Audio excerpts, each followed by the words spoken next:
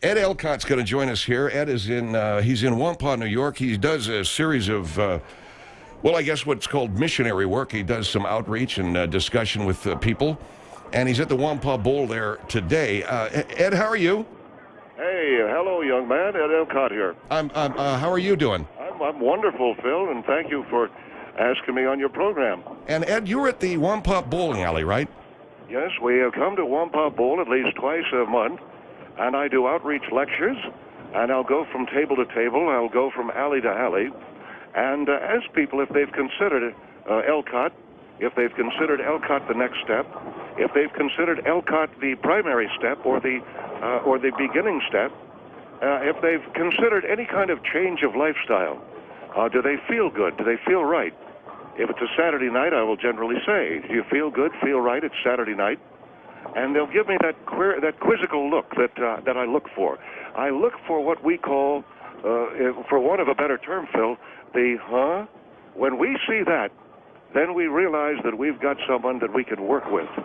Feeling good, feeling right, it's Saturday night, and they'll go, what? And I'll say, you are the raw material that I want to get my hands on, that I want to work with, knead, shape, and eventually turn into a man or something approaching a man. And that's what Wampah the next step is. Or excuse me, Elcott, I said Wampah the next step. Elcott the next step. Well, now here come the Overlords. I'm sorry, Overlords. Yeah! Okay, now that is what I keep hearing, and that is what I have a little bit of a problem with. Hey, Ed. Hey, Elcott. Did those Overlords just shock you or something? Hold on. Thank you, Overlords. Thank you, Overlords. Thank you for doing that to me. Thank you for doing that to me. That is a probe. It's the public probe that happens when we're here in the bowling alley, and the Overlords feel I have misstepped, as I just did when I said it was called Wampah the next step, and I am permitted to say that to articulate to you what my mistake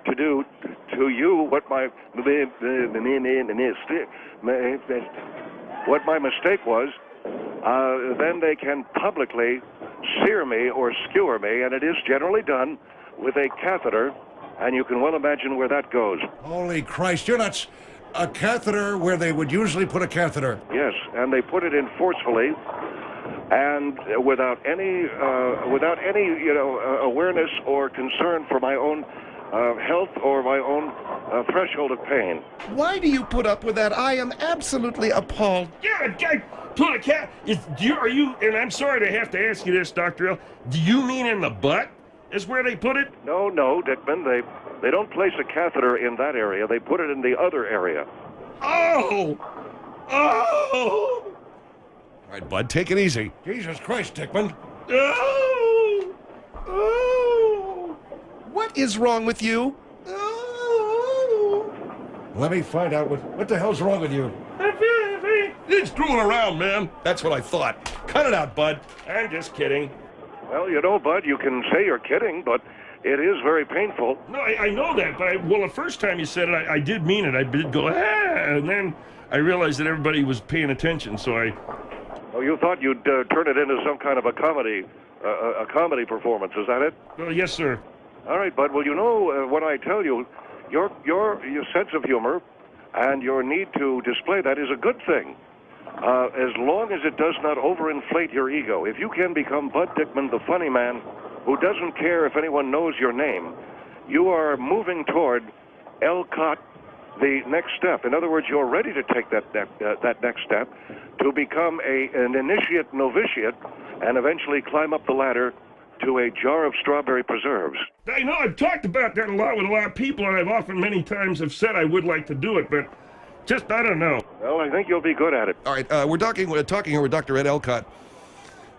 He is at present at the Wampah Bowl, and now we do want to talk with you, Dr. Elcott, about the meeting that you have in New York City tomorrow, and that is with a production company, I understand it. But before we get into that, I do want to ask you about what's happening there at Wampah Bowl. And before we get into Wampah Bowl and what's happening there, I do have to take a break. Can you hang on with us? Yes, I can, Phil. I'd be more than happy to. I'm actually just passing out literature and brochures here about Elcott, the next step. And I have with me, Phil, if I could, Sappy Brewer, who has owned Wampah Bowl for the last 3 years, works here at the counter. Sappy, how are you doing? I'm very good, Ed, and so you're back here again, huh? Well, yes, I am. Ed's always here. He's always welcome. And Sappy, how many people do you have in here tonight? Well, the night's league night, so we probably have teams upwards of 7, 8-man team type 2. That's 7, 18, 14 times 10 lane 20. That's 140 type 2. That's about 280 people. 280 people that I can go lane to lane, group to group, and pass out our literature and talk to them about Elcott, the next step. Well, we are aware that you do that, and I think you're a nice man, Ed. I don't want to tell you no, but there've been people who've asked if you wouldn't interrupt them on it bowling. Well, no, I don't do that. I know, but when they start to move toward the pin, that's when you can't say anything. And the last time you went over to that man. Okay, I'm learning, Phil. I'm learning the what you call the protocol here. Yeah, it's courtesy. Yes, the courtesies. When someone begins their move toward to bowl the ball, you shouldn't do it. And what I did is I walked up to a guy who was right in the middle of his bowling the ball, and I went, "Can I give you some literature?" And well, he cussed me up one side and down the next. Yeah, well, you don't want to do that, Ed. You got to let them, you bowl. Well, I know that now. You're absolutely right. All right. And Sappy, nice talking to you. Very good talking to you. No, Ed, Mr. Elcott, I always like him. He's a good man. Good man. Thank you very much, Sappy. You're a great guy, too. Okay. The Overlords are over here having drinks, and they're looking at me, and they're waiting for me to prove my worth here at Wampah Lanes. I've been coming here for the last year, and I'm telling you, I want to crack this place. I want to get someone. Sappy, how about it? How about this weekend? No, I died of the crackpot stuff. How about just this weekend, come and listen to one of my lectures and become Elcott, the next step? No, that's crackpot. The very crackpot stuff, Ed. I respect you. I think you're great. But your religion's real crackpot. You say, what do you mean by crackpot? I mean, but crackpot. What do you mean? You're walking around here, you're passing out. You're talking about a guy becoming a jar of preservatives. You're talking about initiate. You just got this guy put a catheter up your wiener. Excuse my language. For God's sake, Phil. All right, I tell you what, let's take a break. Well, he did. He's right. He's speaking the truth. But why won't you come to one of our lectures and you can learn that you do not need to be catheterized. You do not need to be leveled by the Overlords. You can move and groove up through the various levels of enlightenment until finally you are an Overlord and you have become projectile.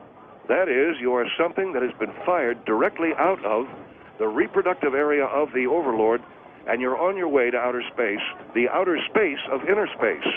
That's the kind of thing you talk about. I want to be expelled from an Overlord. That is not only something I don't want to do, but it doesn't sound good. It doesn't sound good. What doesn't sound good about it? Oh, come on, will you, Ed? I mean, you're talking about getting fired out of a guy's dick. That's what you're talking about.